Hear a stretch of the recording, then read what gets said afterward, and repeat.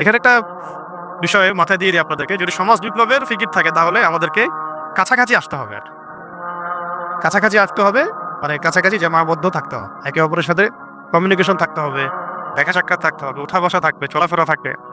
এইরকম আমাদের সাপোর্ট করতে পারে অনেক মানুষ, বিদেশ থেকেও অনেকে সাপোর্ট করতে পারে, দেশে ভালো কিছু হতে পারে না। কিন্তু আপনি যে অভ্যুত্থান বিপ্লব যেগুলো বলছেন শব্দগুলো, বা দিন প্রতিষ্ঠা, আল্লাহর দিন, আল্লাহর জমিন, আল্লাহর দিন কায়েম, এগুলোর জন্য একনিষ্ঠ মানুষ দরকার আশেপাশে, একটা মানে একটা চেইন অফ কমান্ড দরকার এক কথা। এটা ছাড়া ভার্চুয়ালি হয় না এগুলা। যাই হোক, ওটা ভিন্ন প্রসঙ্গ। আমরা এখন এটা বলছিলাম যে বেলাল রাদিয়াল্লাহু আনহুর পায়ের আওয়াজও নবীজি চিনতেন। তিনি কিন্তু যখন তাকে দেখানো হচ্ছে তখন কিন্তু তিনি তাকে দেখেন নাই যে বেলাল রাদিয়াল্লাহু আনহু সামনে হাঁটতেছে, তার পায়ের খসখস আওয়াজ শুনছেন। কোনো বর্ণনা আসে খরম যে পড়তাম না আমরা আগে, খটখট খট করে শব্দ হতো, এই আওয়াজ তিনি পাচ্ছিলেন। এই আওয়াজ যে বেলাল রাদিয়াল্লাহু আনহু, তিনি কিভাবে বুঝলেন? তার মানে দুনিয়াতে যখন বেলাল রাদিয়াল্লাহু আনহু তার আশেপাশে চলছেন, তার আওয়াজ তো তিনি শুনতে পারছেন। তা হতে হবে এমন একজন সত্তাকে যিনি কারো মুখাপেক্ষী নন। যত যত স্ট্যাচু আছে এগুলো তো মুখাপেক্ষী, ওকে তো বানানো হয়েছে, সে তো নিজেকে বানাক নাই, সে কারো মুখাপেক্ষী, সে তো খালেক না, সেও মাখলুক। তারপরে যারা মানুষ মানুষ যারা নিজেদেরকে বিশ্ব মঞ্চে বড় বড় করে ফুটিয়ে তোলে বা নিজেদেরকে রবের আসলে অধিষ্ঠিত করার চেষ্টা করে, তারা কি অমুখাপেক্ষী? তারাও মুখাপেক্ষী, সবাই মুখাপেক্ষী। আবার ইহুদিরা যে ধর্ম বিশ্বাসে চলছে, তারা কি অমুখাপেক্ষী? না। নাসারাদের ক্ষেত্রে সেম, তারা মুখাপেক্ষী। মজুসিরা তারাও এমন ইলাহের উপাসনা করে যারা মুখাপেক্ষী। শুধুমাত্র মুসলিমরাই এমন একজন ইলাহের উপাসনা করে বা ইবাদত করে, উপাসনা না ইবাদত করে, যিনি অমুখাপেক্ষী, সমস্ত ত্রুটি থেকে মুক্ত, বিচ্যুতি থেকে মুক্ত, যিনি সমস্ত দোষ ত্রুটি থেকে মুক্ত, যিনি হচ্ছেন কারো কাছে কিছু চান না, সবাই তার কাছে চায়, যাকে কখনো বিপদ আপদে স্পর্শ করে না, যিনি পানাহার করেন না, যিনি তার সৃষ্টি এবং কর্মে নিপুণ, এবং যার উপরে কারো কোনো মর্যাদা নাই, এবং যখন সৃষ্টি জগৎ ধ্বংস হয়ে যাবে যিনি বাকি থাকবেন তিনি হচ্ছেন আল্লাহ রাব্বুল আলামিন। এখানে as-সামাদ শব্দের অনেক গভীর কথা আছে, ব্যাখ্যা আছে। এগুলো ইনশাআল্লাহ আমরা আরো পরে আলোচনা, পরের সেশনে করবো ইনশাআল্লাহ। আজকে আমরা একটু কোর আলোচনা করতেছি। 3 নম্বরে আল্লাহ রাব্বুল আলামিন বলেছেন যে বলুন হে নবী যে আল্লাহ তিনি লাম ইয়ালিদ ওয়া লাম ইউলাদ। বলুন তো, সামনে কমন নেওয়া হয়েছে, ফুল বলুন, বলুন আল্লাহ এক, আল্লাহুস সামাদ, আল্লাহ as-সামাদ, আল্লাহ অমুখাপেক্ষী। আপনি বলে দিন হে নবী যে লাম ইয়ালিদ ওয়া লাম ইউলাদ। লাম ইয়ালিদ, তিনি জন্ম দেন নাই। লাম ইয়ালিদ মানে তিনি জন্ম দেন নাই। এটা দিয়ে কাদের ভিত্তি ভেঙে দেওয়া হলো? ওই যে ইহুদি খ্রিস্টানদের, যারা আল্লাহর পুত্র সাব্যস্ত করে, কন্যা সাব্যস্ত করে, ওদের ধর্ম বিশ্বাসের ভিত্তি ভেঙে দেওয়া হলো। লাম ইয়ালিদ, তিনি জন্ম দেন নাই। তো এমন একজন সত্তাকে আল্লাহ হতে হবে যিনি কাউকে জন্ম দেন না কখনো। আমরা এই দুনিয়াতে যা দেখছি সবকিছু কিন্তু জন্মিত বা জন্ম দিচ্ছে বা জন্মিত। মানুষের কথা বলেন, আপনি যে কোনো মাখলুকের কথা বলেন, এমনকি প্রকৃতির যে বিষয়গুলো আমরা দেখি এগুলো তো জন্মিত আর কি, মাখলুক, এগুলো কোনো না কোনো জায়গা থেকে আসছে। তো আল্লাহ রাব্বুল আলামিন হতে হলে এমন একজন সত্তা হতে হবে যিনি কাউকে জন্ম দেন নাই। ওয়ালাম ইউলাদ, এটা আরো কঠিন, এটা আরো কঠিন। কেউ জন্ম দেয় না সেটা একটা হতে পারে, একজন ধরেন মহিলা আছে জন্ম দেয় নাই সন্তান, সে তো কারো কাছ থেকে জন্মিত হয়েছে। দুইটা রাস্তাই বন্ধ করে দেওয়া হলো যে আল্লাহ হতে হবে এমন একজন সত্তাকে যিনি না জন্ম দিয়েছেন না কারো কাছ থেকে জন্ম দিয়েছেন। এটা আরো কঠিন, এবং এই কাঠিন্যের মধ্যে কোনো সত্তা পড়তে পারে না আল্লাহ ছাড়া। এই মানদণ্ডে আল্লাহ ছাড়া অন্য কোনো সত্তা কখনো পড়তে পারে না, যিনি জন্ম দেন নাই, কারো কাছ থেকে জন্ম নেন নাই। অনেকে প্রশ্ন করে যে অনেকের মধ্যে ওয়াসওয়াসা আসে যে এই বিশ্বজাহান আল্লাহ সৃষ্টি করেছেন, আল্লাহকে কে সৃষ্টি করেছেন? নাউযুবিল্লাহি মিন যালিক।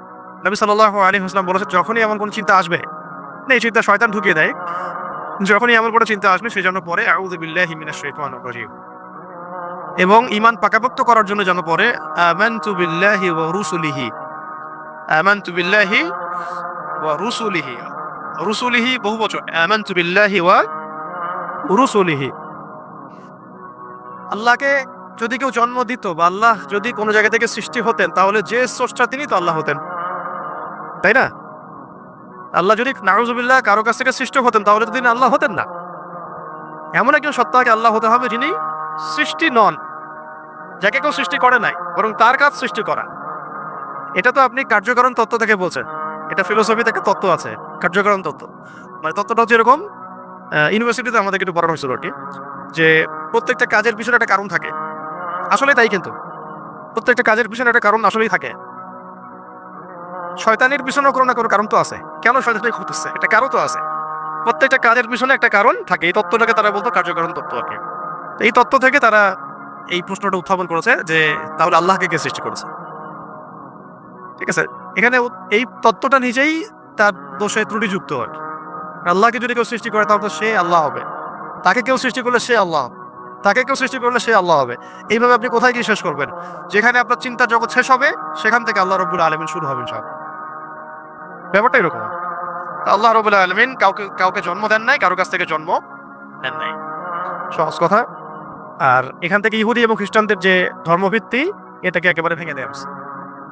ওয়াকালাতিল ইয়াহুদু উযাইরুন ইবনুল্লাহ ওয়া ক্বালাতিন নাসারা আল মাসীহু ইবনুল্লাহ, এটাকে ভেঙে দেওয়া হয়েছে। এবং তারা যে বলতো যে তিন খোদায় যে তারা বিশ্বাস করতো, ট্রিনিটি, এটাকেও ভেঙে দেওয়া হয়েছে। ঠিক আছে, আবার মুশরিকদের ভিত্তিটা আগেই ভেঙে দেওয়া হয়েছে। এরপরেও যারা বাকি ছিল ওদেরকে আসমাত দিয়ে ভেঙে দেওয়া হয়েছে।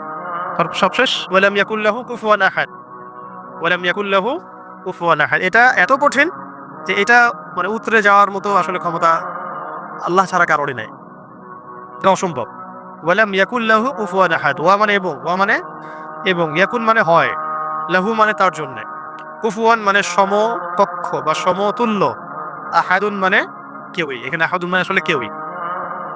ওয়া মানে এবং, লাম ইয়াকুন, ওয়ালাম ইয়াকুন এবং হয় না, লাম মানে না, লাম হচ্ছে অতীতকালে নাবাচক বোঝায়, অতীতকালে নাবাচক, এগুলো মনে রাখবেন।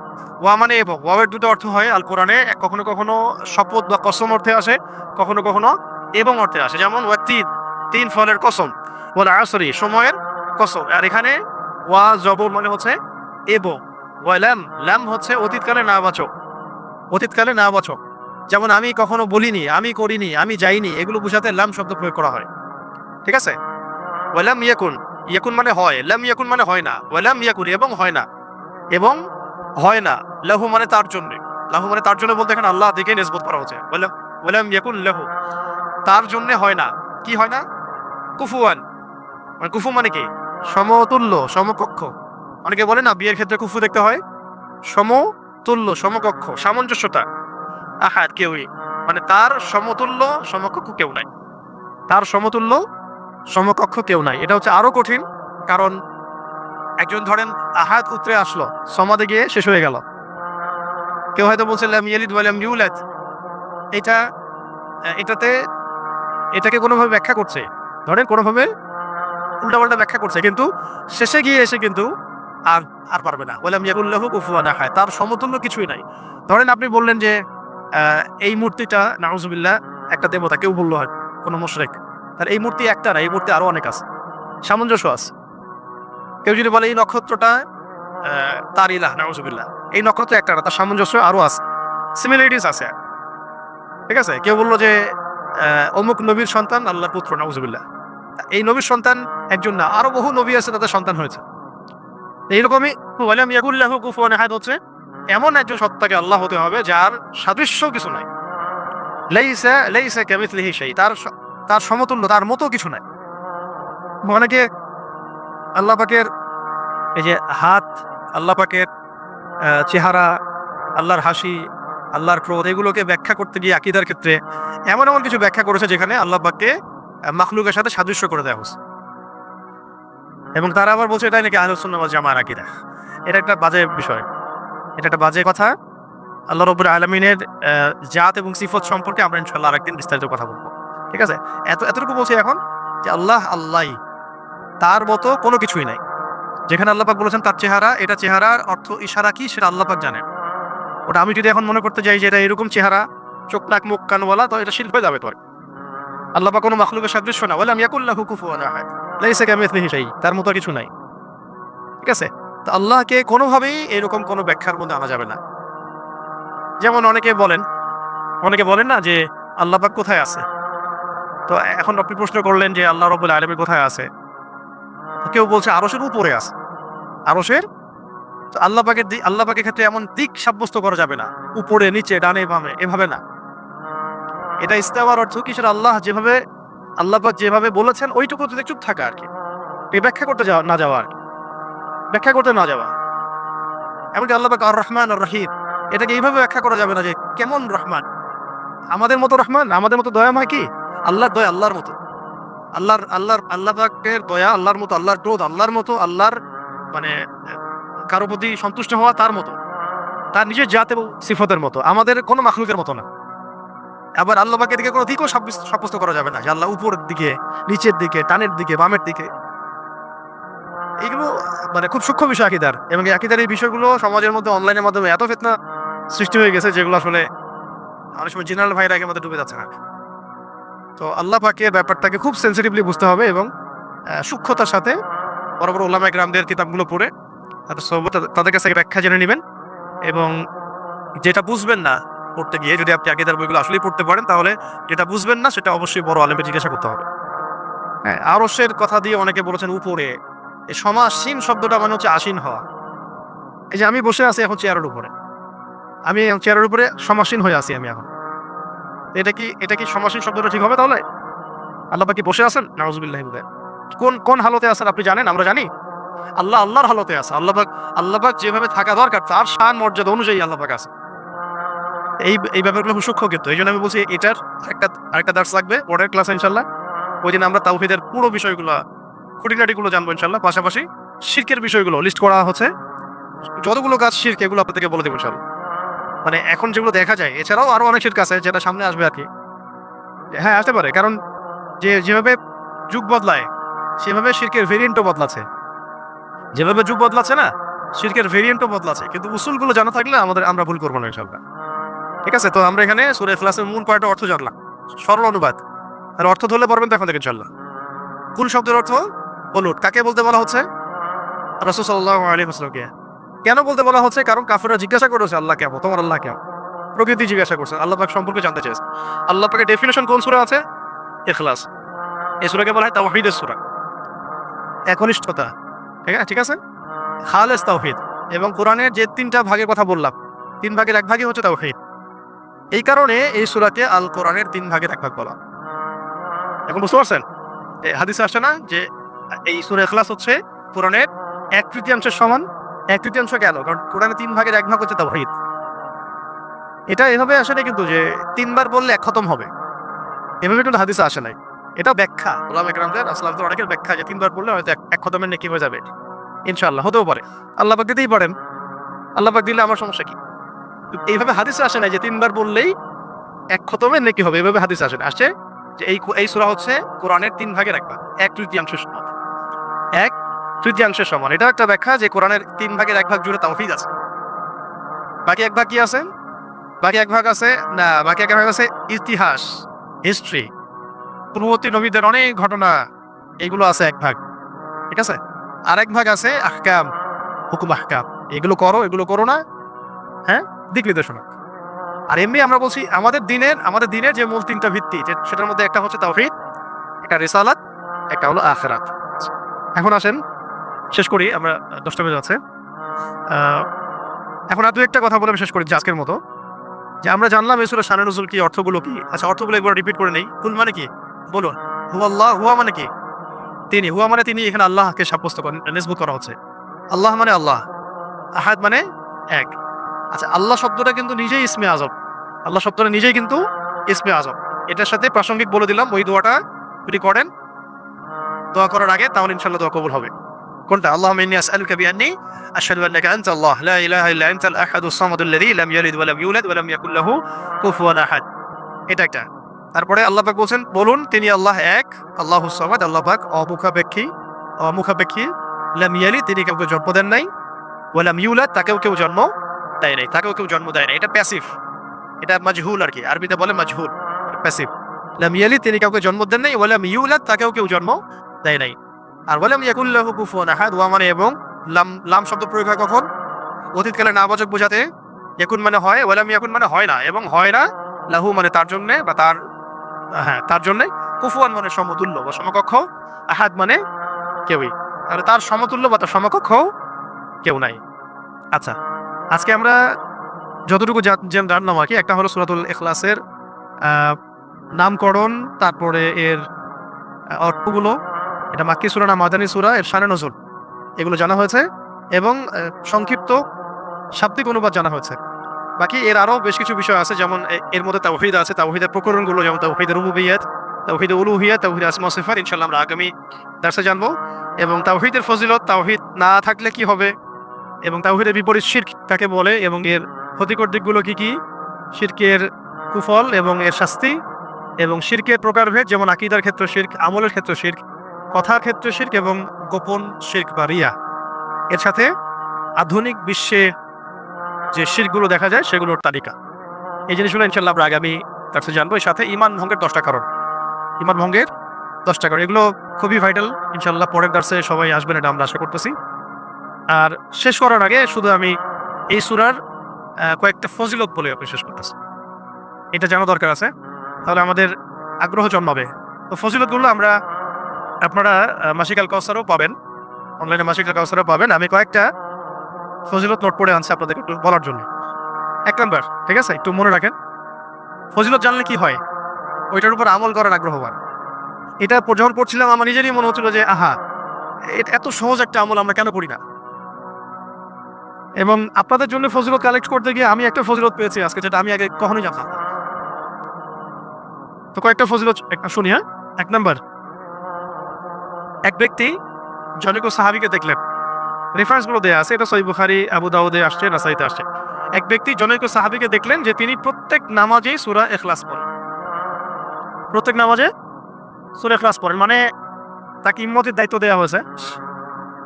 প্রত্যেকটা রাকাতে তিনি যখন সূরা ফাতিহা শেষ করেন সূরা ইখলাস পড়েন, তারপরে অন্য কিরাত করেন। এটা কি ইউনিক না? কখনো দেখেছেন এমন কোন ইমামকে? তো উনি এটা পড়েন। তো এই বিষয়টা তাকে বলা হলো যে আপনি এটা কেন করেন, আপনি এটা বন্ধ করেন, মাঝে মাঝে পড়েন, পরামর্শ দেওয়া হচ্ছে। তিনি বলছেন না, আমি বন্ধ করব। তো এমন অবস্থা হয়েছে যে কেসটা রাসূল সাল্লাল্লাহু আলাইহি ওয়াসাল্লামের দরবার পর্যন্ত পৌঁছেছে। ইয়া রাসূলুল্লাহ, আপনার যে ইমাম আপনি দিয়েছেন সেই ইমাম তো এরকম করে, প্রত্যেক রাকাতেই সূরা ইখলাস পড়ে। এখন নবী সাল্লাল্লাহু আলাইহি ওয়াসাল্লাম এর কাছে যখন এই বিষয়টা আসলো, তখন তিনি জিজ্ঞাসা করলেন যে সূরা ইখলাস তুমি প্রত্যেক রাকাতে কেন পড়ো? তিনি বললেন যে আমি এই সূরাটাকে ইয়া রাসূলুল্লাহ ভালোবাসি, আমি এই সূরাটাকে ভালোবাসি। তখন নবী সাল্লাল্লাহু আলাইহি ওয়াসাল্লাম বলেছিলেন যে এই সূরার প্রতি ভালোবাসা তোমাকে জান্নাতে প্রবেশ করাবে।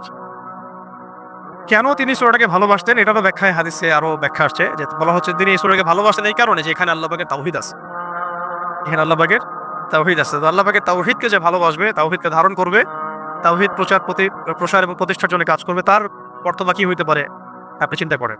তো তাওহীদ দিয়ে আলোচনা আমরা পরের দর্শে ইনশাআল্লাহ, ঠিক আছে? ওকে। আরেকটা বর্ণনা আসছে যে নবী সাল্লাল্লাহু আলাইহি ওয়াসাল্লাম একবার সব সাহাবীদেরকে, আশেপাশে যারা ছিলেন ওই সময়, সবাইকে জড়ো করলেন। তো তারা মনে করলেন যে খুব গুরুত্বপূর্ণ একটা হয়তো বড় করে নির্দেশনা আসবে। তো নবী সাল্লাল্লাহু আলাইহি ওয়াসাল্লাম সবাইকে জড়ো করে বললেন, আমি তোমাদের সবাইকে আল কোরআনের 3 ভাগের 1 ভাগ তেলাওয়াত করে শোনাবো। নবীজি বললেন সাল্লাল্লাহু আলাইহি ওয়াসাল্লাম, আমি তোমাদের সবাইকে আল কোরআনের 3 ভাগের 1 ভাগ তেলাওয়াত করে শোনাবো, সবাই এদিকে আসো, কাছে আসো। সবাই জড়ো হলেন। তো নবী সাল্লাল্লাহু আলাইহি ওয়াসাল্লাম পড়লেন যে বিসমিল্লাহির রহমানির রহিম, কুল হুয়াল্লাহু আহাদ, আল্লাহুস সামাদ, লাম ইয়ালিদ ওয়া লাম ইউলাদ ওয়া লাম ইয়াকুল লাহু কুফুয়ান আহাদ। তো এটা বলে তিনি কিন্তু ভিতরে চলে গেছে বাসায়, সাহাবীরা দাঁড়াই আছে যে সম্ভবত কোনো জরুরত হয়েছে আমাদের নবীজির, হয়তো আবার আসবেন, এসে আবার বলবেন। এসে তিনি বলছেন এটা হচ্ছে কোরআনের 3 ভাগের 1 ভাগ, এটা হচ্ছে কোরআনের 3 ভাগের 1 ভাগ। সুবহানাল্লাহ, সুবহানাল্লাহ। 3 ভাগের 1 ভাগের তো একটা ব্যাখ্যা আমি বললাম। এছাড়া এমনও যে 3 ভাগের 1 ভাগে তাওহীদের পুরো ফজিলত, তেলাওয়াতের নেকি আল্লাহ পাক দিয়ে দিতে পারেন ইনশাআল্লাহ। এখান থেকে অনেক স্কলার ব্যাখ্যা করেছে যে 3 বার পড়লে 1 খতমের নেকি হবে। তো এইভাবে সরাসরি হাদিসে আসে না। আচ্ছা, আরেকদিন 3 নম্বর হাদিস, নবী সাল্লাল্লাহু আলাইহি ওয়াসাল্লাম বললেন, এটা হাদিস আসছে আবু সাঈদ খুদরী রাদিয়াল্লাহু আনহু থেকে, তিনি বললেন যে তোমরা কি প্রত্যেক রাতে, রাতের বেলা এটা পড়তে বলা হচ্ছে, তোমরা কি প্রত্যেক রাতে কোরআনের 1/3 তেলাওয়াত করতে পারো না? তোমরা কি প্রত্যেক রাতে আল কোরআনের 1/3 তেলাওয়াত করতে পারো না? সাহাবীরা বললেন, ইয়া রাসূলুল্লাহ, বিষয়টা তো অনেক কঠিন মনে হচ্ছে। তখন নবী সাল্লাল্লাহু আলাইহি ওয়াসাল্লাম বলেন, না, এটা সহজ, আমলটা সহজ, কারণ সূরা ইখলাসই হচ্ছে কোরআনের 1/3। সূরা ইখলাস হচ্ছে আল কোরআনের 1/3। এইরকম সাহাবীগণ অন্য বর্ণনায় বলেছেন যে ইয়া রাসূলুল্লাহ, আমরা তো দুর্বল, আমরা প্রতি রাতে 1/3 কেমন পড়ে তেলাওয়াত করব? তো নবীজি বললেন যে বলো, কুল হুয়াল্লাহু আহাদ, আল্লাহুস সামাদ, লাম ইয়ালিদ ওয়া লাম ইউলাদ। আল্লাহ পুরো কোরআনকে 3 ভাগে ভাগ করেছেন। একটু আগে আমি বললাম, আল্লাহ তাআলা পুরো কোরআনকে 3 ভাগে ভাগ করেছেন, এর মধ্যে সূরা ইখলাসটাই 3 ভাগের 1 ভাগ। সূরা ইখলাসটা হচ্ছে 3 ভাগে 1 ভাগ। এরকম বেশ কিছু বর্ণনা আছে মানে সিমিলার, ওটা আমি রিপিট করছি না। তবে আমি যে কয়েকটা বলতে চাচ্ছিলাম সেটা হলো যে এটা 4 নাম্বারটা, এটা ভালো করে শোনেন, খুব ভালো করে শোনেন। একবার নবী করিম সাল্লাল্লাহু আলাইহি ওয়াসাল্লাম একটা সফরে ছিলেন এবং সফরে তো অনেক ঘটনাই ঘটে। এক পর্যায়ে জনৈক সাহাবীকে তিনি শুনলেন তিলাওয়াত করছেন, কুল ইয়া আইয়ুহাল কাফিরুন। কোন সূরা? সূরা কাফিরুন তেলাওয়াত করছেন, কুল ইয়া আইয়ুহাল কাফিরুন। তিনি শুনলেন এক সাহাবী তেলাওয়াত করছেন। এটা শোনার পরে তিনি বললেন যে সে শিরক থেকে পবিত্র হয়ে গেছে। এইজন্য একটা বর্ণনা আসছে রাতের বেলা সূরা কাফিরুন পড়লে আল্লাহ পাক তাকে শিরক থেকে হেফাজত করবেন ইনশাআল্লাহ। আর আরেকজনকে তিনি পড়তে শুনলেন কুল হুয়াল্লাহু আহাদ। একজন পড়ছিল সূরা কাফিরুন, আরেকজন সাহাবী পড়ছিলেন সূরা ইখলাস। তখন নবীজি বললেন তাকে মাফ করে দেওয়া হয়েছে। সুবহানাল্লাহ। আরেকটু আগে যে বর্ণনা বলেছি ওইটা এখানেও আছে, যে ইমাম আনাস রাদিয়াল্লাহু আনহু থেকে একটা বর্ণনা আসে যে আনসারী একজন সাহাবী ছিলেন, মসজিদে কুবা ইমামতি করতেন। যখনই তাকে ইমামতি করতে দেওয়া হতো তিনি সূরা ফাতিহার সাথে অন্য সূরা মিলিয়ে সূরা ইখলাস পড়তেন। এই বিষয়টা রাসূল সাল্লাল্লাহু আলাইহি ওয়াসাল্লামের কাছে যায় এবং তিনি বলেন যে তুমি এই কাজটা কেন করো, আবশ্যিকভাবে এটা করার কারণ কি? তিনি বলেছিলেন যে উহিব্বুহা ইয়া রাসূলুল্লাহ, আমি এই সূরাটাকে আমি ভালোবাসি। তখন নবী সাল্লাল্লাহু আলাইহি ওয়াসাল্লাম বলেছিলেন যে এই সূরার প্রতি ভালোবাসা, যে হুব্বুকা ইয়াহা আদখালাকাল জান্নাহ, এই সূরার প্রতি যে ভালোবাসাটা, এই ভালোবাসাই তোমাকে জান্নাতে প্রবেশ করাবে ইনশাআল্লাহ। এটা একটা বর্ণনা আসছে। এরকম আরো সিমিলার বর্ণনা আছে। আরেকদিন আবু হুরায়রা রাদিয়াল্লাহু আনহু তিনি বলছেন যে আমি রাসূল সাল্লাল্লাহু আলাইহি ওয়াসাল্লামের কাছে বসেছিলাম, এমন সময় এক ব্যক্তি সূরা ইখলাস তেলাওয়াত করা শুরু করলো। তখন নবী সাল্লাল্লাহু আলাইহি ওয়াসাল্লাম বললেন যে ওয়াজাবাত। কি বললেন? ওয়াজাবাত, ওয়াজিব হয়ে গেছে। ওয়াজাবাত মানে ওয়াজিব হয়ে গেছে। আমি জিজ্ঞাসা করলাম ইয়া রাসূলুল্লাহ কি ওয়াজিব হয়ে গেছে, কি ওয়াজিব হয়ে গেল? তিনি বললেন যে আল জান্নাহ, জান্নাত ওয়াজিব হয়ে গেছে। এই ব্যক্তির উপর জান্নাত ওয়াজিব হয়ে গেছে। আরেকজন সাহাবী এসেছিলেন নবী সাল্লাল্লাহু আলাইহি ওয়াসাল্লামের কাছে, এসে বলেছিলেন যে আমার এক ভাই আছে, মানে মুমিন ভাই, আমার এক ভাই আছে, উনিও সাহাবী, তো তিনি সূরা ইখলাসকে খুব ভালোবাসেন। তো নবীজি বললেন তাকে জানিয়ে দাও, তোমার ভাইকে জানিয়ে দাও যে এই সূরার প্রতি ভালোবাসার কারণে তাকে জান্নাতে সুসংবাদ দান করো। তাকে জানিয়ে দাও যে এই সূরার প্রতি ভালোবাসার কারণে তাকে জান্নাতে সুসংবাদ দেয়া হচ্ছে। এইরকম আরো বর্ণনা আছে সিমিলার, যেমন একটাতে আসছে, এটাও বুখারী মুসলিমের বর্ণনা, যে সাহাবায়ে কেরাম একদিন এক সাহাবীকে জিজ্ঞাসা করলেন যে এই সূরাটাকে আপনি এতবার কেন পড়েন? তিনি বলেছিলেন যে এই সূরার মধ্যে আর রহমানের সিফাত এবং গুণাবলী আছে। এই সূরার মধ্যে আর রহমানের মানে আল্লাহ পাকের সিফত এবং গুণাবলী আছে, তাই আমি এটাকে পড়তে ভালোবাসি। তখন নবীজি বললেন তাকে জানিয়ে দাও যে আল্লাহও তাকে ভালোবাসে। মানে এক এক জায়গায় এক একভাবে শব্দ এক্সট্রা আসছে। কোনো জায়গায় বলা হচ্ছে তার জন্য জান্নাত ওয়াজিব হয়ে গেছে, কোনো বর্ণনা আসছে যে তাকে জানায় দাও যে আল্লাহ তাকে ভালোবাসেন, কোনো বর্ণনা আসছে তাকে জানায় দাও যে তাকে জান্নাতে সুসংবাদ দান করো। এরকম করে বিভিন্ন বর্ণনা আসছে আর কি। এবার আমাদের জন্য খুব আগ্রহের একটা হাদিস, এটা শোনেন। মুয়াজ ইবনে আনাস জুহানী রাদিয়াল্লাহু তাআলা আনহু বলেন যে রাসূলুল্লাহ সাল্লাল্লাহু আলাইহি ওয়াসাল্লাম একদিন বললেন, ভালো করে শুনেন, রাসূলুল্লাহ সাল্লাল্লাহু আলাইহি ওয়াসাল্লাম একদিন বললেন যে ব্যক্তি কুল হুয়াল্লাহু আহাদ এই সূরাটাকে 10 বার পড়বে, যে ব্যক্তি এই সূরাটাকে 10 বার পড়বে, আল্লাহ তাআলা তার জন্য জান্নাতে একটা প্রাসাদ নির্মাণ করবে। এই কথাটা শুনে ওমর রাদিয়াল্লাহু আনহু বললেন, ওমর ইবনে খাত্তাব তিনি বললেন যে তাহলে তো আমরা অনেক প্রাসাদের অধিকারী হয়ে যাব ইয়া রাসূলুল্লাহ। তার উদ্দেশ্য ছিল এটা, যদি আমি 20 বার পড়ি ইয়া রাসূলুল্লাহ, তাহলে নবীজি বললেন তাহলে দুইটা প্রাসাদ, যদি 30 বার পড়ি 3টা প্রাসাদ ইয়া রাসূলুল্লাহ, তাহলে তো আমরা অনেক প্রাসাদের অধিকারী হয়ে যাব। তখন নবীজি বললেন যে আল্লাহ তাআলার দান এর চেয়েও বেশি প্রশস্ত। মানে আপনি 100 পড়লে 10টা ঘর পাবেন, আমরা 100 পড়লে 10টা ঘর পাবো, 200 পড়লে 20টা। এইভাবেই আল্লাহ পাকের দান আরো প্রশস্ত। আর যে হাদিসটার কথা আমি বললাম, যেটা আমি আজকে আপনাদের জন্য এটা রেডি করতে গিয়ে জেনেছি আর কি, এটা আমার আগে জানা ছিল না। এটা জানার পরে আসলে আমাদের মনে হচ্ছে কেন এই আমলগুলো করি না। এত সময় দেখা যায় যে অনেক সময় অনলাইনে বসে থাকছি, তাই না? অনেক সময় এমনিই বসে আছি টিকিট ছাড়া, তো গাড়িতে যাওয়া আসা হচ্ছে, ওই সময় বসে আছি, কোনো কাজ নাই, এমন হয় অনেক সময় হয় না? কেন আমরা এই সময়গুলো কাজে লাগাই না? এই লাস্ট হাদিস একজন সাহাবী ছিলেন যার নাম মুয়াবিয়া ইবনে মুয়াবিয়া, মুয়াবিয়া বিন মুয়াবিয়া আল মুজানি, আল মুজানি রাদিয়াল্লাহু তাআলা আনহু। তিনি ইন্তেকাল করেছিলেন এবং নবী সাল্লাল্লাহু আলাইহি ওয়াসাল্লামের তিনি সাহাবীদেরকে নিয়ে জানাজার নামাজ পড়া হলো। ভালো করে শুনুন, মুয়াবিয়া ইবনে মুয়াবিয়া আল মুজানি রাদিয়াল্লাহু তাআলা আনহু ইন্তেকাল করলেন। নবী সাল্লাল্লাহু আলাইহি ওয়াসাল্লাম সাহাবীদেরকে নিয়ে তার জানাজার নামাজ পড়ালেন। পড়ানোর পরে নবী সাল্লাল্লাহু আলাইহি ওয়াসাল্লামের কাছে জিবরাইল আলাইহিস সালাম আগমন করলেন এবং তাকে জানিয়ে দেওয়া হলো ওহীর মাধ্যমে যে এই সাহাবীর জানাজায় আমি জিবরাইল আলাইহিস সালাম বলছেন 70,000 ফেরেশতা সহ আমি উপস্থিত হয়েছিলাম। 70,000 ফেরেশতা সহ এই জানাজার সালাতে আমি উপস্থিত হয়েছি। তো নামাজ শেষে নবী সাল্লাল্লাহু আলাইহি ওয়াসাল্লাম জিজ্ঞাসা করলেন যে ইয়া জিবরিল, হে জিবরিল বিমা বালাগা মুআবিয়া ইবনে মুআবিয়া হাযিহিল মানজিলা। এই সাহাবীর মুআবিয়া ইবনে মুআবিয়া রাদিয়াল্লাহু তাআলা আনহুর কোন কারণে এই মঞ্জিলে তাকে পৌঁছে দেওয়া হলো, কোন কারণে তাকে এই মঞ্জিলে পৌঁছে দেওয়া হলো, মানে এত উঁচু মাকাম দেওয়া হলো। তখন তিনি বলছিলেন যে ইয়া রাসূলুল্লাহ সাল্লাল্লাহু আলাইহি ওয়াসাল্লাম, এই মর্যাদা লাভের কারণ হচ্ছে যে সে দাঁড়িয়ে, বসে, হেঁটে, সাওয়ারিতে অবস্থায় সবসময় সূরা ইখলাস তেলাওয়াত করত। এই মর্যাদার কারণ হচ্ছে সে দাঁড়িয়ে, বসে, হেঁটে হেঁটে, সাওয়ারিতে, মানে সার্বক্ষণিক তার আমলে ছিল, খুসুসি আমল ছিল সূরা ইখলাসের বেশি বেশি তেলাওয়াত।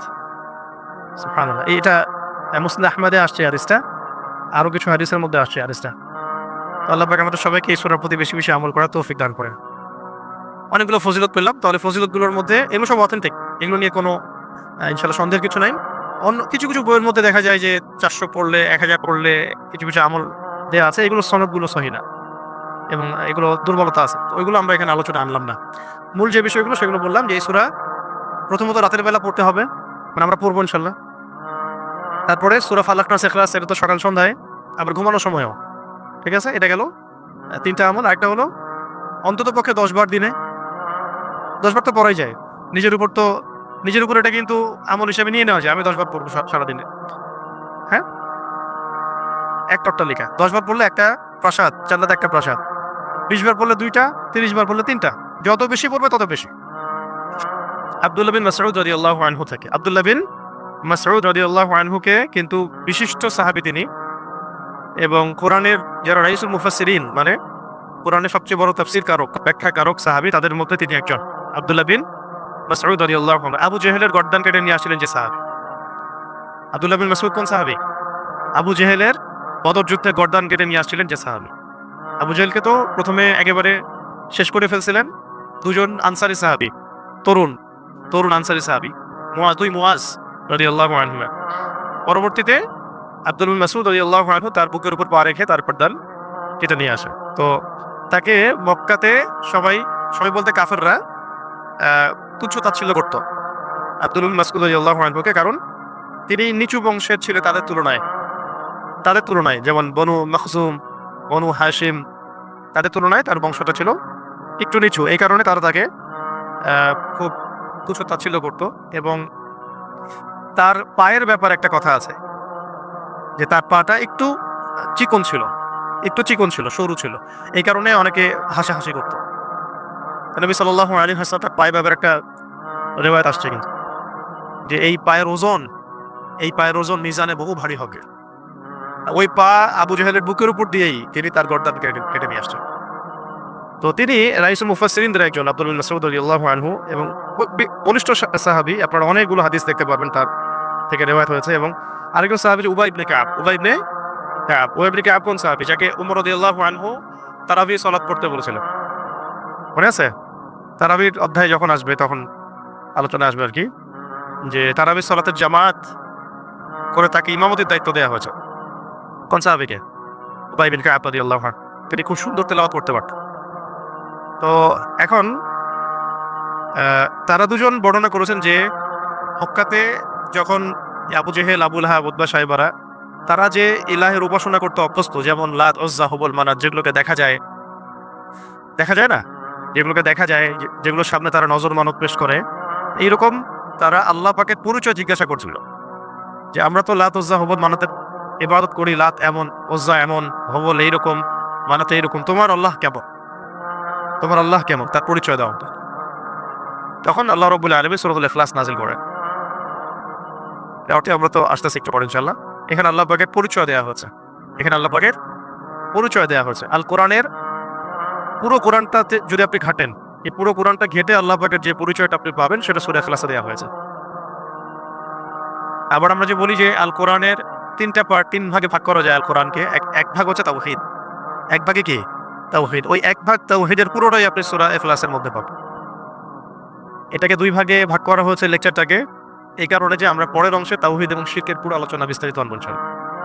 আচ্ছা, এরপরে আসেন, এই দুজন সাহাবী রিওয়ায়াত করেছেন যে এটা মাক্কি সূরা, এটা মাক্কি সূরা। মক্কায় আবু জাহেল, আবুল লাহাবরা এইভাবে যখন তর্ক করছিল, আল্লাহ রাব্বুল আলামিন এইভাবে সূরা ইখলাস নাযিল করেন। আরেকজন সাহাবী আব্দুল্লাহ ইবনে আব্বাস রাদিয়াল্লাহু আনহু, আব্দুল্লাহ ইবনে আব্বাস রাদিয়াল্লাহু আনহু, উনিও বিখ্যাত সাহাবী, রাসূল সাল্লাল্লাহু আলাইহি ওয়াসাল্লামের চাচাতো ভাই আব্বাস রাদিয়াল্লাহু আনহু ছেলে। তো আব্দুল্লাহ ইবনে আব্বাস রাদিয়াল্লাহু আনহুকেও কিন্তু রাইসুল মুফাসসিরিন ধরা হয়। তিনি ছিলেন অনেক বড় একজন মুফাসসিরিন সাহাবীদের মধ্যে। তার ব্যাপারে রাসূল সাল্লাল্লাহু আলাইহি ওয়াসাল্লাম খাস করে দোয়া করেছিলেন। ঘটনাটা এমন ছিল যে একদিন নবী সাল্লাল্লাহু আলাইহি ওয়াসাল্লাম ওযু করছিলেন রাতের বেলা তাহাজ্জুদের সালাতের জন্য। ওযু করার আগে মানুষ তো একটু ওয়াশরুমে যায়। তিনি ওয়াশরুম থেকে বের হয়ে এসে দেখেছেন কেউ তার জন্য পানি রেখে দিয়েছে, কেউ তার জন্য ওযুর পানি রেখে দিয়েছে। তখন তিনি জিজ্ঞাসা করেছিলেন যে কে আমার জন্য পানি রেখেছে। তখন আব্দুল্লাহ বিন আব্বাস রাদিয়াল্লাহু আনহু বলেছেন আমি রেখেছি। নবী সাল্লাল্লাহু আলাইহি ওয়াসাল্লাম তখন তাকে খুশি হয়ে কাছে ডেকে বুকের সাথে জড়ায় ধরেন এবং তার বুকে হাত রেখে দোয়া করে দেন যে আল্লাহুম্মা ফাক্কিহহু ফিদ-দীন ওয়া আল্লিমহু তা'ওয়ীল। দোয়াটা হচ্ছে আল্লাহুম্মা ফাক্কিহহু ফিদ-দীন ওয়া আল্লিমহু তা'ওয়ীল। আল্লাহ তাকে দ্বীনের গভীর বুঝ দান করুন এবং তাকে কোরআনের ব্যাখ্যার তৌফিক দান করেন। তা'ওয়ীল মানে ব্যাখ্যা করা, ইন্টারপ্রিটেশন, আমরা যেটা ইংরেজিতে বলি কি ইন্টারপ্রিটেশন। তো এটা হলো রাসূল সাল্লাল্লাহু আলাইহি ওয়াসাল্লামের খাস দোয়া। এই দোয়ার বদৌলতে তিনি রাইসুল মুফাসসিরিন হয়ে গেছেন। যদি আপনারা কখনো হজমরা করতে যান, সেখানে তায়েফ সফর থাকে, অনেকে যায় তায়েফে। তায়েফে আব্দুল্লাহ বিন আব্বাস রাদিয়াল্লাহু আনহুর মসজিদ আছে যেখানে তিনি দার্স দিতেন, সেখানে তার বাসা আছে এখনো, ওখানে তার কবরও ওখানে আছে। ওখানে গেলে এটা জিয়ারা করতে পারবেন ইনশাআল্লাহ, ঠিক আছে? তো উনি বলেছেন যে ইহুদিরা একবার এসে রাসূল সাল্লাল্লাহু আলাইহি ওয়াসাল্লামকে জিজ্ঞাসা করেছে। তাদের ভাষ্যটা এরকম ছিল যে আল্লাহ পাক তো ফেরেশতাদেরকে আলো দিয়ে সৃষ্টি করেছেন, নূর দিয়ে। ইবলিসকে মানে জিন জাতিকে আল্লাহ সৃষ্টি করেছেন আগুন দিয়ে। আল্লাহ পাক আসমানকে সৃষ্টি করেছেন ধোঁয়া দিয়ে, ধূম্র দিয়ে। আর জমিন সৃষ্টি করেছেন হচ্ছে পানির ফেনা দিয়ে। এটা বলছিল কে? ইহুদিরা বলছিল। ইহুদিরা এগুলো জানলো কিভাবে? তারা তো আহলে কিতাব, তাদের ওই কিতাবে তো অনেক মানে ওহী এসেছে এই পর্যন্ত, এবং সবচেয়ে বেশি নবী আসছে তো বনু ইসরাঈলের মধ্যেই। তো তারা এবার প্রশ্ন করছে রাসূল সাল্লাল্লাহু আলাইহি ওয়াসাল্লাম যে আল্লাহ পাক এইটা দিয়ে এইটা সৃষ্টি করেছেন, এইটা দিয়ে এইটা সৃষ্টি করেছেন, তো আপনি যে আল্লাহর কথা বলছেন তাকে কি দিয়ে সৃষ্টি করা হয়েছে? তাকে কি ইয়াকুত পাথর দিয়ে সৃষ্টি করা হয়েছে নাকি সোনা দিয়ে না রূপা দিয়ে? এভাবে তারা একটা প্রশ্ন করছে। ইহুদিদের স্বভাব তো বুঝেন। তখন রাসূল সাল্লাল্লাহু আলাইহি ওয়াসাল্লাম চুপ ছিলেন। এই সময় ওহী আসছে যে বলুন কুল হুয়াল্লাহু আহাদ আল্লাহুস সামাদ লাম ইয়ালিদ ওয়া লাম ইউলাদ ওয়া লাম ইয়াকুল লাহু কুফুয়ান আহাদ। তো এটাও বর্ণনা আসে যে মদিনাতেও এটা নাজিল হয়েছে। আবার একবার একটা বর্ণনা আসছে, এটাও আনাস রাদিয়াল্লাহু আনহু থেকে। আনাস রাদিয়াল্লাহু আনহুকে চেনা আছে? রাসূলুল্লাহ সাল্লাল্লাহু আলাইহি ওয়াসাল্লামের খাদেম ছিলেন। প্রায় 8 থেকে 10 বছর তিনি খেদমত করেছেন এবং তিনি নবীকে খুব কাছ থেকে পেয়েছেন। আনাস রাদিয়াল্লাহু আনহুর জন্যও তিনি দোয়া করেছিলেন। কিন্তু আনাস রাদিয়াল্লাহু আনহুর মা ছিল খুব বুদ্ধিমতী মহিলা। যখন তিনি মানে আমাদের নবীজি যখন মদিনায় হিজরত করে এসেছেন, তখন আনাস রাদিয়াল্লাহু আনহুর মা দ্রুত তার ছেলেকে নিয়ে গিয়েছেন, হে আল্লাহর নবী আমার ছেলের জন্য দোয়া করে দেন। খাস করে এই যে মায়েদের ভূমিকা, আল্লাহওয়ালা মানুষের কাছ থেকে দোয়া নিতে হয়। আল্লাহওয়ালা মানুষের কাছে কি নিতে হয়? দোয়া নিতে হয়। দোয়া দিয়ে অনেক কিছু হয়, কারণ দোয়া দিয়েই অনেক কিছু। ওরে যে তৌফিকটা, মানে ধরেন কেউ আপনার জন্য দোয়া করে দিয়েছে, কোনো বুজুর্গ ব্যক্তি, আল্লাহর ওলি, হয়তো ওই দোয়ার বরকতেই আপনি ওই তৌফিক পাবেন, সেই এনার্জি পাবেন, সেই লাইব্রেরি পাবেন, সেই সহবত পাবেন, সেই বই পাবেন, সেই ফুরসত পাবেন, যাতে করে আপনি বড় আলেম হতে পারেন। সবকিছু এর সাথে রিলেটেড হবে। আনাস রাদিয়াল্লাহু আনহু মা এইভাবে জিজ্ঞাসা করলেন, ইয়া রাসূলুল্লাহ আমার ছেলের জন্য দোয়া করে দেন। তো তার জন্য নবী সাল্লাল্লাহু আলাইহি ওয়াসাল্লাম দোয়া করেছিলেন, আল্লাহুম্মা বারিক লাহু ফিমা আতাইতাহু, এরকম ছিল হয়তো বা দোয়াটা। আরেকটা বর্ণনা পাওয়া যায় আল্লাহুম্মা বারিক ফি হায়াতিহি ওয়া ফি রিজকিহি ফি মালিহি ওয়া আমালিহি আও কামা ক্বালা আলাইহিস সালাম। অর্থ হচ্ছে যে হে আল্লাহ, আপনি তাকে তার মধ্যে বরকত দান করেন। আল্লাহ আপনি তার মধ্যে বরকত দান করে তার রিজকে, আহলে, পরিবারে, জানে মালে আপনি বরকত দান করেন। কয়েকটা জায়গায় কয়েক রকম আসছে আর কি। তো আমরা বলি না বারাকাল্লাহু ফিক, এরকম। তো এই বরকতে আনাস রাদিয়াল্লাহু আনহুর এমন অবস্থা হয়েছিল যে মদিনায় কারো বাগানে খেজুর না ধরলেও তার বাগানে খেজুর। এবং তিনি বলতেন যে তিনি সবচেয়ে শেষে ইন্তেকালকারী সাহাবীদের একজন, লম্বা নেক হায়াত পেয়েছেন, 100 বছরের ঊর্ধ্বে তিনি বেঁচেছেন আনাস রাদিয়াল্লাহু আনহু। এবং ইসলামের এই প্রথম স্বর্ণযুগ তিনি পেয়েছেন। প্রথম স্বর্ণযুগ মানে আবু বকর সিদ্দিকের জামানা, রাসূলের জামানা তো পেয়েছেনই, আবু বকর সিদ্দিকের জামানা, ওমর ইবনে খাত্তাবের জামানা, ওসমান রাদিয়াল্লাহু আনহুর জামানা, আলী ইবনে আবি তালেবের জামানা, এই জামানাগুলো তিনি পেয়েছেন। কত সৌভাগ্যের বিষয়। তো এখানে একটা বর্ণনা আছে, ওইটাও বলে দেই আপনাদেরকে। এখানে প্রাসঙ্গিক একটা হাদিসও আছে। নবী সাল্লাল্লাহু আলাইহি ওয়াসাল্লাম একটা জায়গায় সাহাবীরা প্রশ্ন করছিলেন যে ইয়া রাসূলুল্লাহ, সবচেয়ে সৌভাগ্যবান ব্যক্তি কারা? সবচেয়ে সৌভাগ্যবান ব্যক্তি কাদেরকে ধরা হতে পারে? অনেক জায়গায় অনেক বর্ণনা আসছে। তো একটা বর্ণনা আমি বলছি এখানে, যে এক জায়গায় নবী সাল্লাল্লাহু আলাইহি ওয়াসাল্লাম ইশারা দিয়েছেন, ইরশাদ করেছেন যে সবচেয়ে সৌভাগ্যবান তারা যাদের জন্য নেক হায়াতকে লম্বা করা হয়েছে, নেক আমলকে বৃদ্ধি করা হয়েছে। চমৎকার উত্তরটা, যাদের জন্য নেক হায়াতকে লম্বা করা হয়েছে, নেক আমলকে বৃদ্ধি করা হয়েছে। হাদিসে আসছে এভাবে, লিমান তালা উমরুহু ওয়া হাসুনা আমালুহু, লিমান তালা উমরুহু ওয়া হাসুনা আমালুহু। তো এটা থেকে চাইলে আপনারা বা আমরা দোয়াও করতে পারি। মানে আরবি জানলে এগুলো থেকে তো আপনি দোয়া বের করে ফেলতে পারবেন। এই হাদিসটা পড়ে আপনি দোয়া করলেন যে হে আল্লাহ, আমাকেও তাদের অন্তর্ভুক্ত করেন যাদের নেক হায়াতকে লম্বা করা হয়েছে, নেক আমলকে বৃদ্ধি করা হয়েছে। তো এটাকে এখন আরবি দিয়ে আপনি বললেই দোয়া হয়ে গেল। তো বাংলায়ও বলতে পারেন যদি আরবি না জানেন। তো আরবিটা হবে এরকম, আল্লাহুম্মা ইজআলনি মিনহুম, আল্লাহুম্মা ইজআলনি মিনহুম লিমান তালা উমরুহু ওয়া হাসুনা আমালুহু। ঠিক আছে, এটা আরবি শিখিয়ে দিলাম। আল্লাহুম্মা ইজআলনি মিনহুম লিমান তালা উমরুহু ওয়া হাসুনা আমালুহু। এই দোয়াটাও আপনারা প্র্যাকটিস করতে পারেন, চাইলে আমল করতে পারেন। তো আনাস রাদিয়াল্লাহু আনহু বলছেন, খায়বারের ইহুদিরা এরকম প্রশ্ন করেছিল। আবার নাজরান থেকে কিছু নাসারা আসছিল, নাজরান থেকে কিছু নাসারা আসে। নাজরান একটা জায়গা ছিল, খুব বিখ্যাত একটা জায়গা। কিন্তু এই নাজরানের খ্রিস্টানদের সম্পর্কে সূরা আল ইমরানেও আয়াত আছে, মুবাহালার আয়াতগুলো পড়বেন। তো এখানে তারা এসে জানতে চাইছে যে আল্লাহ রাব্বুল আলামিন কিসের তৈরি। তো তখন এই উত্তরে সূরা ইখলাস নাযিল হয়েছে। অনেকগুলো বর্ণনা আসছে যে সূরা ইখলাস মক্কাতেও নাযিল হয়েছে, মদিনাতেও নাযিল হয়েছে। আবার এমন হতে পারে যে উভয় ক্ষেত্রেই আল্লাহ পাক নাযিল করেছেন, এমনও হতে পারে। এখানে ইখতিলাফটা মানে মৌলিক বিষয় না, মূল বিষয় হচ্ছে কোন প্রেক্ষাপটে নাযিল হয়েছে।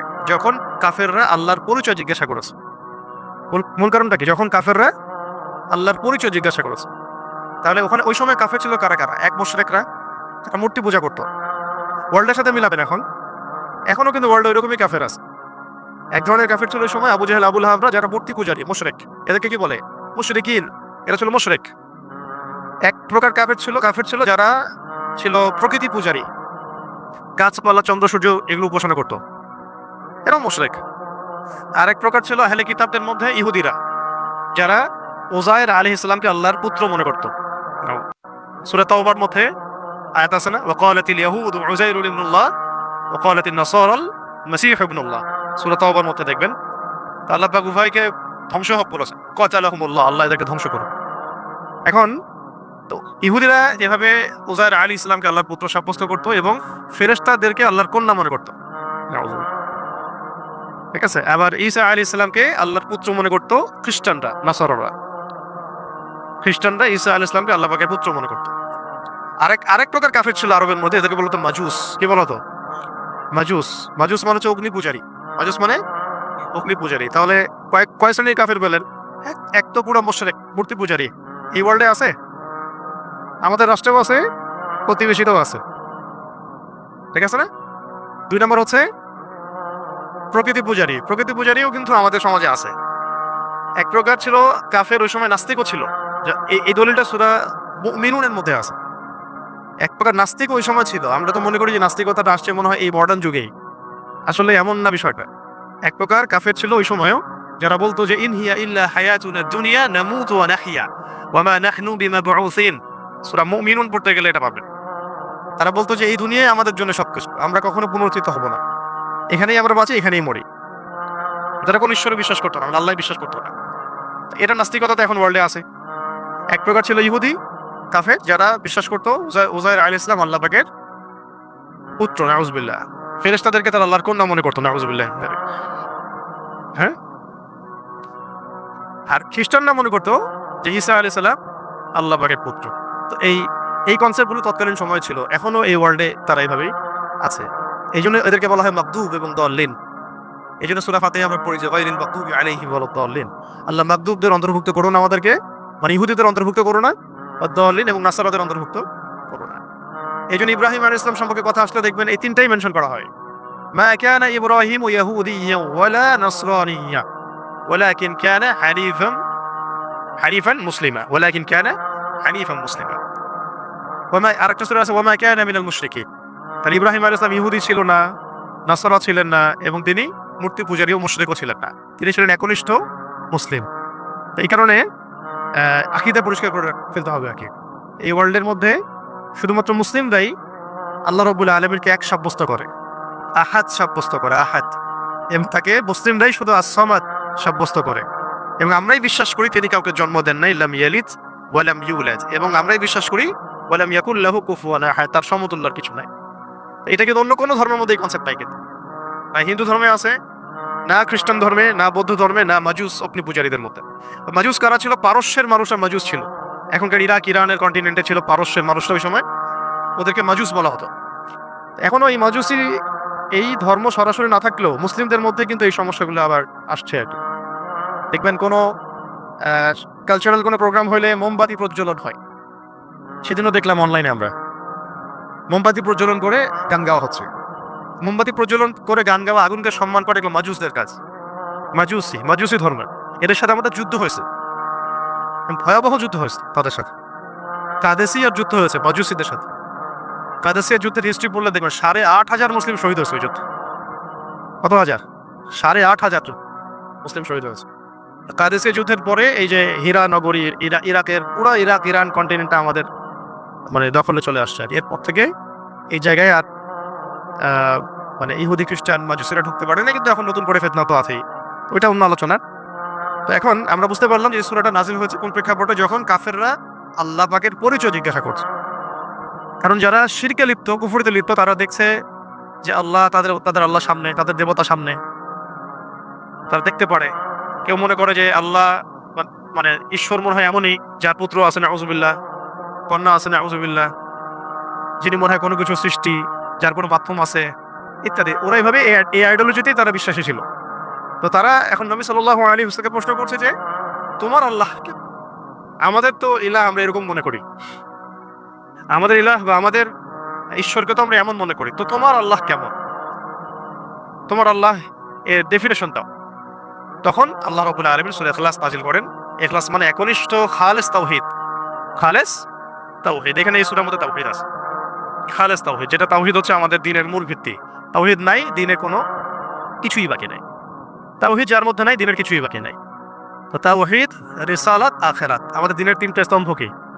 তাওহীদ, রিসালাত এবং আখিরাত। তো তাওহীদের মূল বুনিয়াদ এই সূরার মধ্যে আল্লাহ পাক নাযিল করে দিয়েছেন। আল্লাহ পাক তখন বললেন বিসমিল্লাহির রহমানির রহিম, কুল, হে নবী আপনি বলে দিন। মুআউযিযাতাইনের সাথে সূরা ফালাক নাসের সাথে ইখলাসও আমল করতে হয় সকাল সন্ধ্যায় এবং রাতে। কিন্তু তাফসীরে আমরা এটা আলাদা করে আলোচনা করছি, কারণ প্রসঙ্গটা আলাদা, নাজিলের প্রেক্ষাপটটা আলাদা। আল্লাহ পাক বলছেন কুল, আপনি বলুন হে নবী, হুয়াল্লাহু আহাদ, হুয়া মানে তিনি, হুয়া মানে তিনি, আল্লাহ মানে আল্লাহ, আহাদ মানে এক। কুল মানে বলুন, হুয়া মানে তিনি, আল্লাহ মানে আল্লাহ, আহাদ মানে এক। কি অ্যানসারটা দিলেন? বলেন, আপনি বলেন হে নবী, আল্লাহ এক। তোমরা যে এতগুলো দেবীর উপাসনা করো, এটা আল্লাহ না। তোমরা যে এরপরে আসতেছে এই আল্লাহ এক বলে সমস্ত বহুত্ববাদীদের ভিত্তি ভেঙে দেওয়া হল, তাই না? যত বহুত্ববাদী আছে সব ভিত্তি এক শব্দে শেষ করে দেওয়া। বলুন আল্লাহ যিনি হবে তাকে এক হতে হবে। আর এই সূরা নাজিলের আগে মক্কা একটা ঘটনা ঘটেছিল।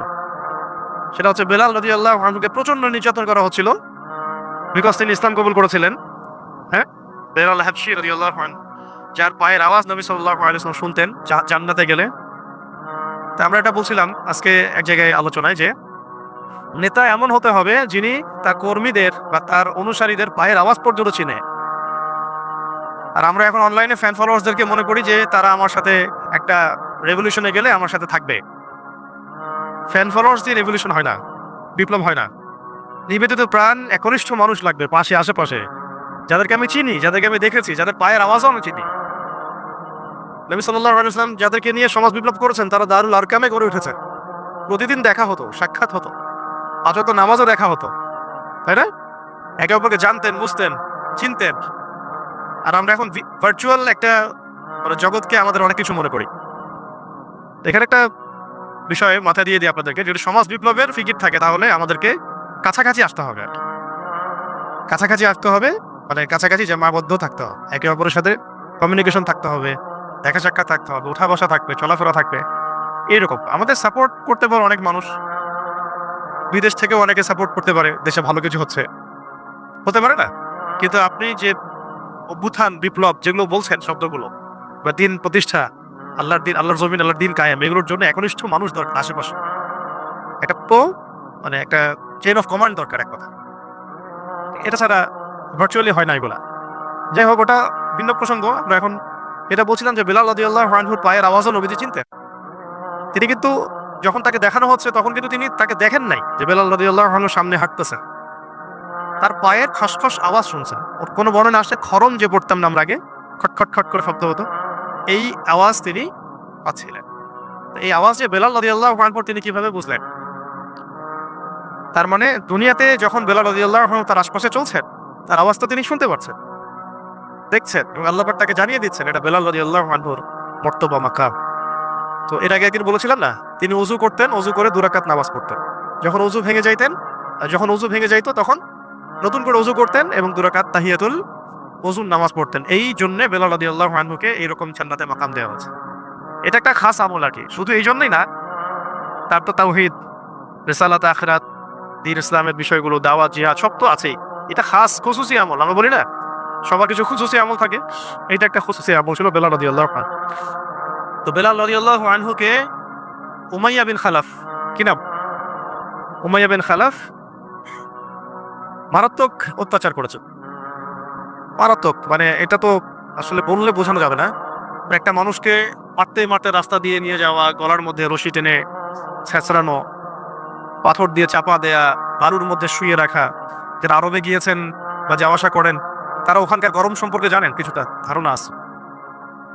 ওই রকম গরমের মধ্যে মরুভূমিতে একজন মানুষকে শুয়ে রাখা আর উপরে পাথর চাপা দেয়া কত কঠিন বিষয়।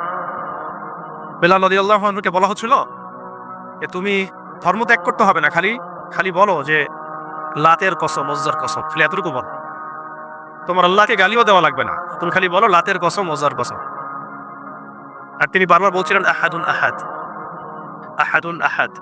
যত মারা হচ্ছে তত বলছেন আল্লাহ এক, আল্লাহ এক, আহাদুন আহাদ।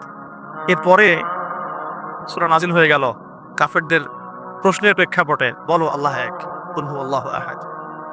এটার সাথে বেলাল রাদিয়াল্লাহু আনহুর একটা এই আহাদ শব্দটা আল্লাহ পাকের কাছে এতই কবুল হয়ে গেছে, আল্লাহ পাক নিজের পরিচয় দিচ্ছেন প্রথম, বলো আল্লাহ এক। এই এক শব্দ দিয়ে, আহাদ শব্দ দিয়ে সমস্ত মুশরিকদের, যত দ্বৈতবাদী আছে, বহুত্ববাদী আছে, তাদের সবার ভিত্তিটা ভেঙে দেওয়া হয়েছে। একজন সত্তা আল্লাহ হতে পারবে না যদি সে এক না হয়। এখন আপনি হিসাব করে দেখেন যে হিন্দুত্ববাদী যারা বাংলাদেশে, তাদের দেবতাকে একজন, অসংখ্য দেবতা।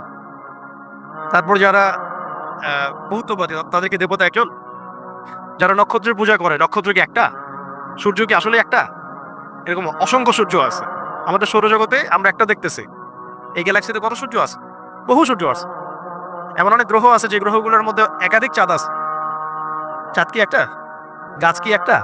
নদী কি একটা? পাহাড় পর্বত কি একটা? যার উপাসনা আমি করবো তিনি এক হইতে হবে। এমন একজন যার কোনো মানে দ্বিতীয় কোনো সত্তাজাত নাই, অদ্বিতীয়। খেয়াল করে দেখবেন এখানে ওয়াহেদ শব্দ আনা হয় নাই। ওয়াহেদ মানে কিন্তু এক, ঠিক আছে? ওয়াহেদের আবার এরপরে আপনি ইসনান, সালাসা আর এগুলোতে যেতে পারবেন। 2, 3, 4 যেতে পারবে, কিন্তু আহাদ আলাদাভাবে আনা হয়েছে, ওয়াহেদ শব্দটা আনা হয় নাই।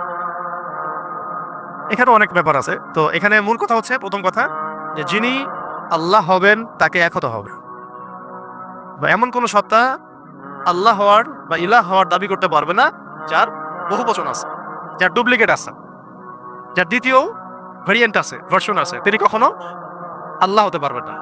এখানে সমস্ত মুশরিকদের আল্লাহ আহাদ, হে নবী বলেন আপনি যে তিনি আল্লাহ এক, বলে দিন যে তিনি আল্লাহ এক। আল্লাহু আকবার। তারপরে আচ্ছা, এখানে একটা প্রাসঙ্গিক কথা আছে, পরে ভুলে যাবো, বলে দিই। মাঝে মাঝে এমন হয় যে কিছু কথা লিখে নিয়ে আসি না, কিন্তু নোট করে আসি না, কিন্তু মনের মধ্যে আসে, চলে আসে, পরে বলবো বলবো করে ভুলে যায়। এখানে একটা একটা আমল আছে, তা আপনাদেরকে শিখাই দিই। অনেকেই চায় যে আমার দোয়াটা কবুল হোক, সবাই চায় আমার দোয়া কবুল হোক। দোয়া কবুলের তো অনেক শর্ত আছে, তাই না? অনেকগুলো আমল আছে, শর্ত আছে, অনেক সময় আছে, এগুলো মোটামুটি আপনারা জানেন। তো একটা বিষয় আমি বলছি আজকে, একটা দোয়া আছে যে দোয়াটা, যে কথাগুলো দোয়ার শুরুতে বললে এই দোয়াগুলো কবুল হবে ইনশাল্লাহ, এই বিষয়ে আপনি নিশ্চিত থাকতে পারেন। যদি আপনার রিজিক হালাল হয়, ওই শর্তগুলো যদি পূরণ হয়, রিজিক হালাল হয়, বৈধ দোয়া হয়, হ্যাঁ, হারাম কিছু চাচ্ছেন না আপনি, বৈধ বিষয় চাচ্ছেন, হালাল খেয়ে চাচ্ছেন, এই শর্তগুলো পূরণ করে দোয়া করার আগে এই কথাগুলো বললে দোয়া কবুল হবে ইনশাল্লাহ। আমি তো আর বলতে পারবো না 100% কবুল হবে, এটা তো আমার পক্ষে বলা সম্ভব না, কিন্তু সবচেয়ে শক্তিশালী যে ওসিলাগুলো দোয়া কবুল করানোর জন্য, সেটা এটা। আমাকে যদি বলেন যে আপনার জানার মধ্যে সবচেয়ে বেস্ট ওসিলা কোনটা দোয়া কবুল, আমি বলবো এটি। এটার সাথে আরো একটা আছে, ওটা আরেকদিন বলবো ইনশাআল্লাহ। এটা সেটা হচ্ছে আপনি আল্লাহ রাব্বুল আলামিনের এই একত্ববাদের ওসিলা দিয়ে দোয়া করবেন। আল্লাহ পাকের এই তাওহীদের ওসিলা দিয়ে, একত্ববাদের ওসিলা দিয়ে দোয়া করবেন। এইভাবে বলা, পরে শুনে আপনারা মুখস্থ করে নিয়েন। দোয়া করার আগে আল্লাহ পাকের প্রশংসা করা, আলহামদুলিল্লাহটাও আল্লাহ পাকের প্রশংসা, এবং রাসূল সাল্লাল্লাহু আলাইহি ওয়াসাল্লামের প্রতি দরুদ শরীফ পড়া একবার, অন্তত একবার, চাইলে আপনি অনেক পড়তে পারেন। এরপরে যে বিষয়টা আপনি চাচ্ছেন তার আগে বলা যে আল্লাহুম্মা ইন্নী আসআলুকা, আল্লাহুম্মা ইন্নী আসআলুকা বিআন্নী, আগে বলে নেই, আল্লাহুম্মা ইন্নী আসআলুকা বিআন্নী আশহাদু আন্নাকা আনতাল্লাহ লা ইলাহা ইল্লা আনত আল আহাদ আস-সামাদ আল্লাযী লাম ইয়ালিদ ওয়া লাম ইউলাদ ওয়া লাম ইয়াকুল লাহু কুফুওয়ান আহাদ। সূরা ইখলাস যে জানে সে এটা সহজেই বলতে পারবে। আল্লাহুম্মা ইন্নী আসআলুকা বিআন্নী আশহাদু আন্নাকা আনতাল্লাহ লা ইলাহা ইল্লা আনতাল আহাদ আস-সামাদ আল্লাযী লাম ইয়ালিদ ওয়া লাম ইউলাদ ওয়া লাম ইয়াকুল লাহু কুফুওয়ান আহাদ। এরপরে আপনি দরুদ শরীফ পড়ে দোয়া করা শুরু করবেন, ইনশাআল্লাহ দোয়া কবুল হয়ে যাবে।